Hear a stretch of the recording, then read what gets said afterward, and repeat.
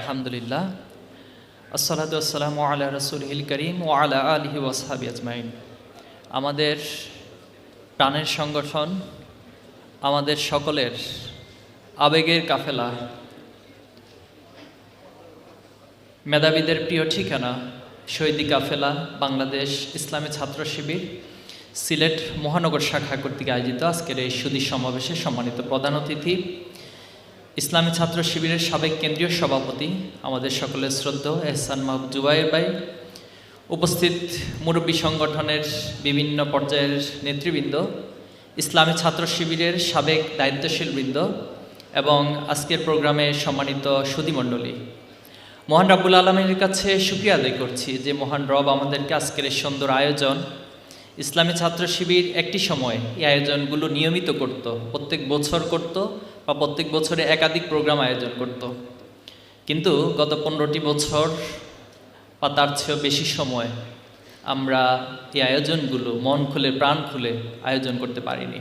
তা আল্লাহ তাআলা আজকের এই সুন্দর আয়োজনে আমাদেরকে সম্পৃক্ত হওয়া, অংশগ্রহণ করার সুযোগ দিয়েছেন। আমরা আল্লাহর কাছে শুকরিয়া আদায় করছি, আলহামদুলিল্লাহ। রাসূল ভাই দুরূদ পেশ করছি সাল্লাল্লাহু আলাইহি ওয়াসাল্লাম।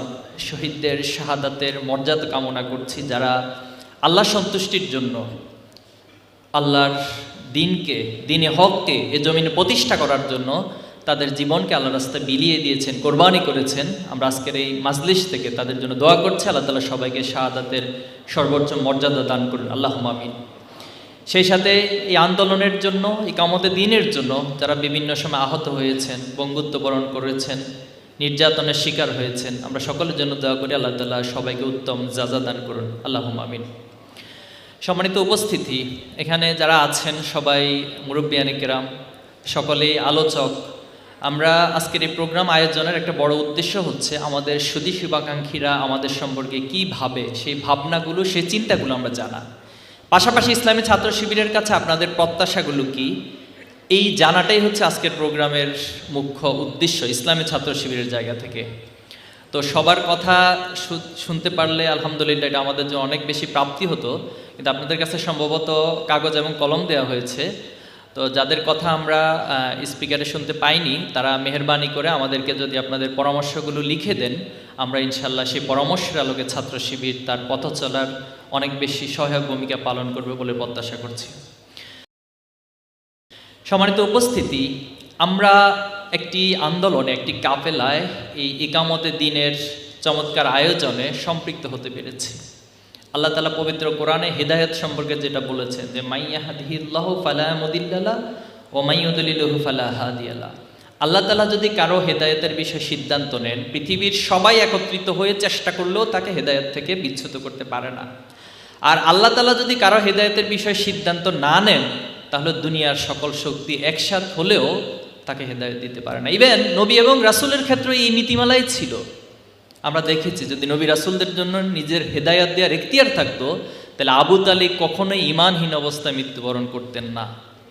এজন্য আমরা যে হেদায়াতে আল্লাহ তাআলা আমাদেরকে সুযোগ দিয়েছেন, এটা কয়েকটা কারণে ঘটতে পারে। বেসিক্যালি 3টা কারণ হতে পারে। নাম্বার 1 হচ্ছে আমরা আল্লাহর কাছে হেদায়াত চাই। আমরা বারবার আল্লাহর কাছে বলি যে আল্লাহ তুমি আমাদেরকে সরল সঠিক পথে পরিচালনা, ইহদিনাস সিরাতাল মুস্তাকিম। আমরা এটা বারবার আল্লাহকে বলি। এজন্য আল্লাহ তাআলা বিভিন্ন মাধ্যম দিয়ে, বিভিন্ন প্ল্যাটফর্ম দিয়ে, বিভিন্ন ব্যানার দিয়ে আমাদেরকে হেদায়েতের একটা সুযোগ করে দেন। নাম্বার 2 যেটা হইতে পারে যে আমাদের জন্য হয়তো আমরা আমাদের অজান্তে এমন কোনো একটা ছোট্ট কাজ করেছি, এমন কোনো একটা ভালো কাজ করেছি, এমন কোনো একটা জায়গায় দান করেছি, আল্লাহ তাআলা সেই ছোট্ট কাজটাকে কবুল করেছেন, পছন্দ করেছেন, এজন্য আমাদেরকে হেদায়েতের একটা চমৎকার সুযোগ দিয়েছে। আরেকটা বড় কারণ যেটা হইতে পারে যে আমাদের পিতামাতা অথবা আমাদের পূর্বপুরুষ আমাদের জন্য দোয়া করছিলেন যে আল্লাহ তুমি আমার সন্তান অথবা আমার বংশধরদের মধ্য থেকে সলেহীন তৈরি করে দাও। এই দোয়াটা কবুলের কারণেও হয়তোবা আমরা কোনো না কোনোভাবে এই কাফেলার সাথে, হিদায়াতের রাস্তার সাথে সম্পৃক্ত হতে পেরেছি। আপনারা নিঃসন্দেহে এটা সকলেই অবগত আছেন। আল্লাহ রাসূল একটা হাদিসে বলেছেন যে প্রত্যেক বনি আদম দ্বীনি ফিতরাতের উপর জন্মগ্রহণ করে, কিন্তু তার পিতামাতা, এখানে প্রথম শব্দটাই বলছে তার পিতামাতা, এরপরে এটা সারমর্মটা হচ্ছে যে তার চারপাশে যে পরিবেশটা আছে এটা হয়তো তাকে সেই ফিতরাতের উপর টিকিয়ে রাখে, অথবা তাকে আস্তে আস্তে করে করে হেদায়েত থেকে দূরে সরিয়ে ভিন্ন হেদায়েত পরিপন্থী কোনো একটা জায়গায় তাকে শামিল করে দেয়। এজন্য পিতামাতা এবং তার চারপাশের পরিবেশটা এখানে খুবই খুবই গুরুত্বপূর্ণ। তার দ্বীনে ফিতরাত এবং হেদায়েতের পথে টিকে থাকার ক্ষেত্রে। ইসলামী ছাত্র শিবির কেন প্রয়োজন? ইসলামী ছাত্র শিবির কি জন্য এই সমাজে প্রয়োজন? ইসলামী ছাত্র শিবির এই কাজটাই করে, এই দিনী ফেতরাত থেকে যেন আমার মতো, আমাদের মতো শিশুরা, কিশোররা, যুবকরা, তরুণরা যেন কখনো ফিতরাত থেকে, সিরাতুল মুস্তাকিম থেকে দূরে সরে না যায়, তার জন্য পাহারাদার হিসেবে আবির্ভূত হয়েছে। আলহামদুলিল্লাহ, এই জনপদের জন্য ইসলামী ছাত্র শিবির কত বড় নিয়ামত! এটা ইসলামী ছাত্র শিবিরের সাথে যারা সম্পৃক্ত, যারা ইসলামী ছাত্র শিবিরের কাছ থেকে দেখেছে, তারাই শুধুমাত্র উপলব্ধি করতে পেরেছে। আমাদেরকে অনেকভাবে অনেকে গালি দেয়, অনেকভাবে অনেকে বিদ্রোহ করে, অনেকে অনেকভাবে আমাদেরকে প্রোপাগান্ডা, মিথ্যা অপবাদ দেয়, আমাদের বিরোধিতা করে। কিন্তু তারা যখন আমাদের কাছাকাছি আসে, এমন কোনো একটা কাজ, এমন কোনো একটা বিষয় তারা পায় না যেটা তাদের এত মিথ্যা অপবাদের সাথে মিলে যায়। এটাই আমাদের শক্তি, এটাই আদর্শের শক্তি, এটাই যুগে যুগে নবী আলাইহিস সালামের ক্ষেত্রে ঘটেছে, তার পরবর্তী যুগের সাথে ঘটেছে, এবং বর্তমান এই সময় যারা হকের পথে, দিনের পথে থাকে তাদের সাথে ঘটছে। এই জন্য এটা নিয়ে আমাদের কোনো মন খারাপ নাই, আমাদের কোনো আফসোস নাই। প্রিয় উপস্থিতি, আমরা এক একজন এক একটা জায়গা থেকে কাজ করছি। কেউ হয়তো ছাত্র, কেউ মুরব্বী, কেউ ব্যবসায়ী, বিভিন্ন পেশাজীবীর জায়গা থেকে আমরা কাজ করছি। কিন্তু দিন শেষে তো আসলে আমরা একটা জায়গায় যেতে চাই, সে জায়গার নাম হচ্ছে জান্নাত। আমরা এক মোহনায় মিলতি হব, একটা জায়গায় আমাদের লক্ষ্য উদ্দেশ্য এক হয়ে যায়, সেটা হল আল্লাহর সন্তুষ্টি অর্জন। আল্লাহ তাআলার সন্তুষ্টি অর্জনের মধ্যে আল্লাহ ঘোষণা রাদিয়াল্লাহু আনহু ওয়া রাদু আনহু, আল্লাহ আমাদের উপর সন্তুষ্ট হবে, এবং সেই সন্তুষ্টই আল্লাহ আমাদেরকে তার নিয়ামত, তার ওয়াদাকৃত নিয়ামত, এটা আল্লাহ তাআলা ওয়াদা দিচ্ছেন নিয়ামতের কথা, জান্নাতুন তাজরি মিন তাহতিহাল আনহার, সেটাই আমাদের চূড়ান্ত লক্ষ্য এবং উদ্দেশ্য। ইসলামী ছাত্র শিবির বাংলাদেশের প্রচলিত অর্থে শুধুমাত্র একটি রাজনীতি বা একটা ছাত্র রাজনীতি, ছাত্র সংগঠন বা একটা দলের নাম নয়। এটা অতীতেও আমরা বলেছি, এখনও বলছি, ইসলামী ছাত্র শিবির একটি স্বতন্ত্র শিক্ষা প্রতিষ্ঠান। এই শিক্ষার প্রতিষ্ঠানে কি আছে? একজন সন্তানকে তার পিতামাতা, তার অভিভাবক কোন উদ্দেশ্যে শিক্ষার প্রতিষ্ঠানে নিয়ে যায়? আমি আশা করি যদি এখানে এখন একটা সার্ভে করা হয়, কেন দিয়েছেন, বলবেন যে সে যেন মানুষের মতো মানুষ হয়। নিঃসন্দেহে আমি আমার পিতামাতাকে জিজ্ঞেস করলে একই উত্তরে দিবে, পৃথিবীর সব পিতামাতাকে জিজ্ঞেস করলে একটি উদ্দেশ্য, মানুষের মতো মানুষ হওয়া। তো হোয়াটস দ্য ডেফিনিশন অফ মানুষ? এই মানুষের সংজ্ঞা কি? এই মানুষের সংজ্ঞা তো আমাদের প্রচলিত অর্থ শিক্ষা ব্যবস্থা পরিপূর্ণভাবে শিখাইতে পারতেছে না। যদি শিখাইতে পারতো, তাহলে বুয়েটের মতো জায়গা থেকে, সর্বোচ্চ বিদ্যাপীঠ থেকে আবরার ফাহাদকে এইভাবে পিটায় পিটায় হত্যা করতে দেখতে হইতো না আমাদের।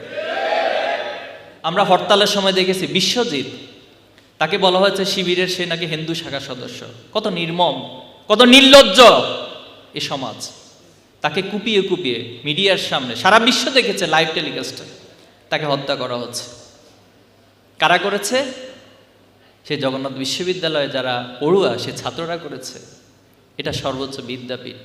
কিছুদিন আগে আপনারা ঢাকা বিশ্ববিদ্যালয়ে একটা ঘটনা দেখেছেন, দুর্ভাগ্য আমাদের জন্য, নির্মম। একজন প্রতিবন্ধী অথবা সে মানসিক অসুস্থ ছিল, যে নির্মম চিত্র আমরা দেখেছি, এটা সহ্য করার মতো না আসলে। তাহলে এই মানুষের সংজ্ঞাটা কোথায় আজকে? আজকে আমাদের সর্বোচ্চ বিদ্যাপীঠ মানুষের সংজ্ঞাটা শিখাইতে কতটুকু সামর্থ্য হচ্ছে? ছাত্র শিবির একজন ছাত্রকে একাডেমিকভাবে তার পড়াশোনার যত আয়োজন, সব আয়োজন এখানে আছে। তার একাডেমিক গাইডলাইন দরকার, এখানে আছে। তার ক্যারিয়ার গাইডলাইন দরকার, আছে। তার বিশ্ববিদ্যালয়ে ভর্তি হওয়া প্রয়োজন, মেডিকেলে ভর্তি হওয়া প্রয়োজন, সব আয়োজন এখানে আছে। তার কোরআন শিক্ষা প্রয়োজন, কোরআন তালিমের ব্যবস্থা আছে, কোরআন ক্লাস এখানে ব্যবস্থা আছে। সে কি শিক্ষা প্রয়োজন? সিরাত শেখা প্রয়োজন, আছে। ইতিহাস শেখার প্রয়োজন, ব্যবস্থা আছে। ইসলামী অর্থনীতি জানা প্রয়োজন, এখানে শিক্ষার ব্যবস্থা আছে। ক্লাসের প্রয়োজন, অসংখ্য শত শত ক্লাস বলে শেষ করা যাবে না, এখানে ক্লাসের ব্যবস্থা আছে। তার সিলেবাস প্রয়োজন, সিলেবাসও আছে, মানুষ হওয়ার সিলেবাস।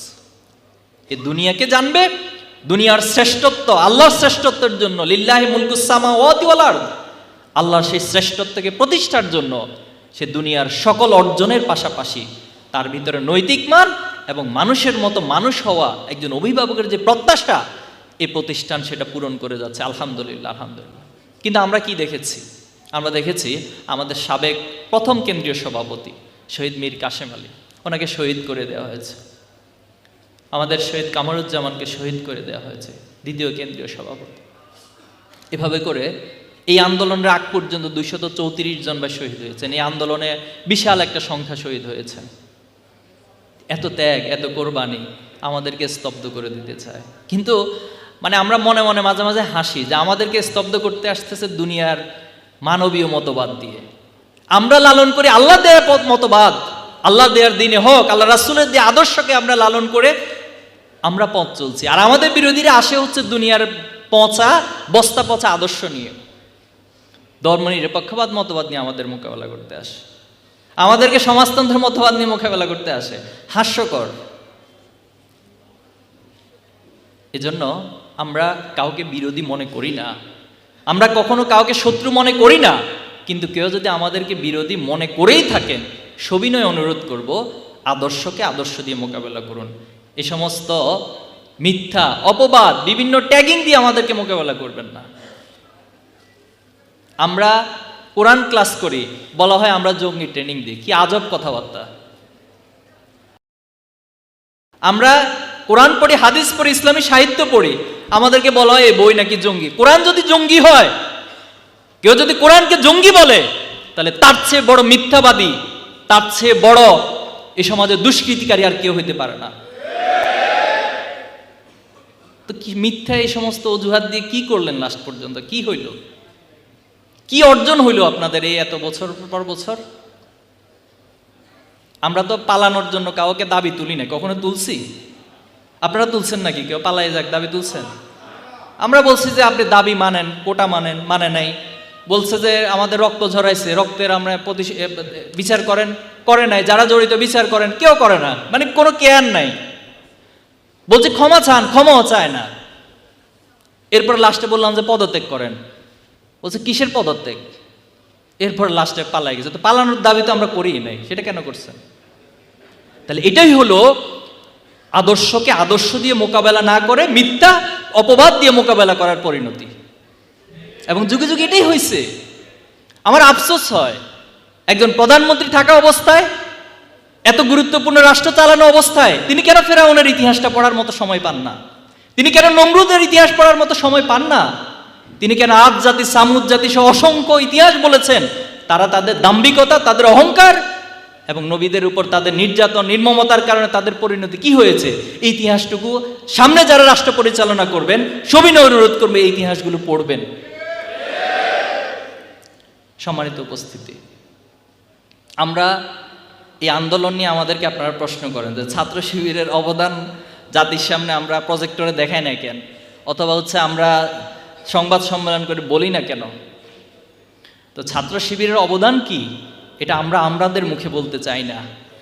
আমরা চাই এ জাতি, এ রাষ্ট্র, এ সমাজ, ছাত্র সমাজ, মানুষরাই বলবে ছাত্র শিবিরের অবদান কি। আমাদের শহীদের সংখ্যা জিজ্ঞেস করা হয়, আমরা বলছি যে এখানে যত শহীদ হয়েছে সবাই তো আমাদের শহীদ। এখানে আমরা কাকে আলাদা করব, কাকে দলীয়ভাবে আলাদা করব? সেদিন তো কারো দল ছিল না, কারো মত ছিল না, পথ ছিল না, সবার একটাই কামনা ছিল যে ফ্যাসিবাদের বিরুদ্ধে আমরা দাঁড়িয়েছি। সবার তো একটাই উক্তি ছিল, আমরা মাজলুমের পক্ষে, জালিমের বিরুদ্ধে লড়াই করছি। তাহলে আজকে কেন আপনি দলীয়ভাবে শহীদদেরকে ভাগাভাগি করব? আমাদের আল মাহমুদের কবিতায় বলা হয়েছে চমৎকারভাবে যে শহীদের চেহারার কোনো ভিন্নতা নাই, এজন্য আমরা শহীদদেরকে আলাদা করি না। যিনি ইমানের সাথে আল্লাহর রাস্তায় ন্যায়ের পক্ষে জীবন দিয়েছেন, সবাইকে আমরা আমাদের শহীদ মনে করি। এবং সবাই রাষ্ট্রের শহীদ, এই দেশের শহীদ, এই ফ্যাসিবাদ বিরুদ্ধের শহীদ এবং এই বিপ্লবের শহীদ। এখন আসেন, এই আন্দোলনের স্পিরিট কি, মূল কথা কি? মূল কথা হলো সমাজে কোনো অন্যায় চলবে না, জুলুম চলবে না, কোনো ফ্যাসিজম চলবে না। এখন এই আন্দোলনের স্পিরিটের মূল কথা কার থেকে নেওয়া দরকার? শহীদ পরিবারের কাছে যান, শহীদ পরিবারের সবাই বক্তব্য নেন, কি বলতে চায়, তারা রাষ্ট্রকে কোথায় দেখতে চায়। তাদের এই চাওয়ার ইসলামী ছাত্র শিবিরের চাওয়ার মধ্যে কোনো পার্থক্য নাই। আপনি আহতদের কাছে যান, জিজ্ঞেস করেন যে ভাই আপনি এই রাষ্ট্রকে কেমন দেখতে চান? আপনি আন্দোলন করে যে পা হারাইছেন, হাত হারাইছেন, চোখ হারাইছেন, আপনি কি চান, এই রাষ্ট্র কেমন চান? সে বলবে জুলুম চায় না। তা আমরা তো সেটা অনেক বছর ধরে বলছি, এই সমাজ থেকে জুলুমের মূলোচ্ছেদ করা। আমরা শুধু জুলুম মুক্ত না, বরং বলা হয়েছে জুলুমের শিকড় উপড়ে ফেলতে হবে, কোনো জুলুম চলবে না। তো এটা তো আমাদের কথা না, সমস্যাটা এখানে, আমাদেরকে বুঝতে পারে না, মনে করে যে আমরাই সব মনে হয় তত্ত্ব হাজির করতেছি। না, এই সমাজের মূলোচ্ছেদের তত্ত্ব তো আল্লাহ তাআলার দেয়া তত্ত্ব। এটা তো আইয়ামে জাহিলিয়াত থেকে আল্লাহ রাসূলুল্লাহ সাল্লাম যে তত্ত্ব দিয়ে সমাজ থেকে জাহিলিয়াত দূর করছেন, এটা তো সেই তত্ত্ব। সম্মানিত সুধীমণ্ডলী, আমি শেষ করছি যে আমরা এই অর্জনগুলোকে চূড়ান্ত বিজয় মনে করব না। ফ্যাসিজম 15 বছরে তার শিকড় যেখানে পৌঁছাইছে, এটা একদিনে একজন হেলিকপ্টারে পালাইলে কিন্তু শিকড় উপরে পড়ে যায় না, এটার গভীরতা অনেক বেশি। এজন্য এটা ধীরে ধীরে ধীরে ধীরে এই শিকড়গুলো উপড়াইতে হবে। এই উপড়ানোর জন্য আমরা মনে করি আমাদের এখনো অনেক পথ বাকি আছে।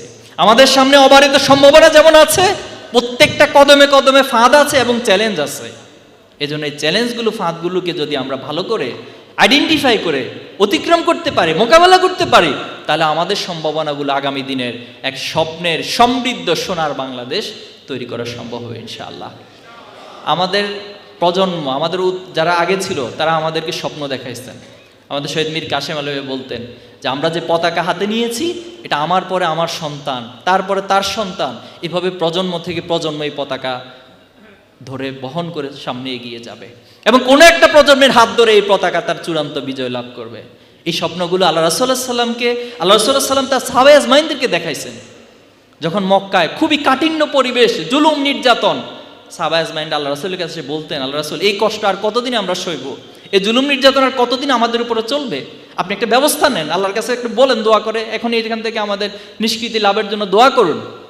আল্লাহ রাসূলুল্লাহ সাল্লাম তাদেরকে ইতিহাস স্মরণ করিয়ে দিতেন যে তোমাদের আগে তোমাদের নবী রাসূলদের, অতীতে নবী রাসূলদের উপর অনেক নির্যাতন করা হয়েছে, তাদেরকে করাত দিয়ে দ্বিখণ্ডিত করা হয়েছে, তোমাদের উপর সেই তুলনায় কিছুই এখনো হয় নাই। এজন্য তারা যেভাবে ধৈর্য ধারণ করেছে, তোমাদেরকে ধৈর্য ধরতে হবে আর স্বপ্ন দেখতে হবে। যখন খন্দকের যুদ্ধে পাথর উত্তোলন হচ্ছিল, আল্লাহ রাসূলুল্লাহ সাল্লাম যখন আঘাত করলেন, সেখান থেকে স্ফুলিঙ্গ হলো। সে কঠিন মুহূর্তে আল্লাহ রাসূলুল্লাহ সাল্লাম সাহাবায়ে আজমাইনদেরকে স্বপ্ন দেখাইলেন। স্বপ্ন হলো এই স্ফুলিঙ্গ ভবিষ্যৎবাণী করছে যে আগামী দিনে রোম পারস্যে সেই লাল দালানগুলো তোমাদের করায়ত্তে চলে আসবে। তো সেদিন সেটা কারো কাছে হয়তো ভালোভাবে বিশ্বাস হয় না, কিন্তু আল্লাহ রাসূল যে প্রজন্ম তৈরি করছেন, জাস্ট আবু বকর, ওমর রাদিয়াল্লাহু তাআলার সময় এসে, দুইটা প্রজন্মের পরে এসেই সেই স্বপ্নটা আল্লাহ রাসূলের দেখানো সে ভবিষ্যৎবাণী স্বপ্ন বাস্তবে পরিণত হয়েছে শুধুমাত্র প্রজন্ম তৈরি করার কারণে। আমরা বিশ্বাস করি ইসলামী ছাত্র শিবির যাদের মাথা থেকে, যাদের চিন্তা থেকে এই ভূখণ্ডে ইসলামী ছাত্র যাত্রা শুরু করেছে, আল্লাহ তাআলা তাদেরকে ক্ষমা করুন, তাদেরকে জান্নাত নসিব করুন। এবং যাদের ত্যাগ, কোরবানি, যাদের সময়, শ্রম, মেধার মধ্যে দিয়ে আজকে এই কাফেলা এটা চমৎকার জায়গায় এসে পৌঁছেছে, আমরা মনে করছি এই প্রজন্মের চূড়ান্ত বিজয় এখন আসে নাই, বরং বিজয়ের জন্য আল্লাহ তাআলা ধার খুলে দিয়েছেন, অবারিত করেছেন।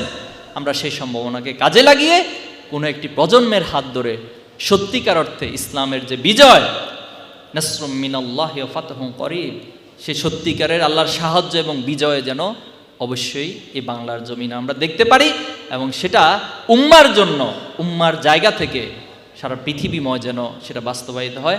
আল্লাহর কাছে সেই প্রত্যাশা করছি। আর আমি আশা করি আপনাদের কাছে ছাত্র শিবিরের জন্য দোয়া চাইতে হবে না। কি বলেন আপনারা? দোয়া কি চাইতে হবে? চাইতে হবে না। আমাদেরকে অনেক ভাইয়েরা দেশে বিদেশে বিভিন্ন জায়গা থেকে ফোন দিয়ে বলেন, দোয়া করেন, এবং অনেক আবেগ আপ্লুত হয়ে যান আমাদের। এবং অনেক ভাইয়েরা আমাদেরকে এসে বলেন যে ভাই ছাত্র শিবির করার সুযোগ আছে কিনা। অনেক ভাইয়েরা, বৃদ্ধ মানুষ, বয়স্ক মানুষ এসে বলে ভাই কোনো সুযোগ আছে কিনা। তো আজকের এই প্রোগ্রাম আলহামদুলিল্লাহ এতক্ষণ পর্যন্ত সবাই ছাত্র শিবিরই করছেন। এখন আপনাদের সন্তানদেরকে, প্রজন্মদেরকে যদি করান, ইনশাল্লাহ তার মধ্য দিয়ে ছাত্র শিবির এবং এই প্রজন্ম তৈরি হবে এবং আমরা আমাদের কাঙ্ক্ষিত লক্ষ্যে পৌঁছতে পারবো ইনশাআল্লাহ। আজকে যেভাবে করে আমরা এখানে এই মাজলিস, এই সমাবেশের আয়োজন করেছি, কাল কিয়ামতের দিন আল্লাহ তাআলা যেন জান্নাতেও আমাদেরকে এভাবে সমাবেশ, এভাবে আলোচনা, এভাবে করে আমরা একত্রিত হতে পারি, সে তৌফিক দান করুক। আমিন। আসসালামু আলাইকুম রহমতুল্লাহি ওয়া বারাকাতুহু।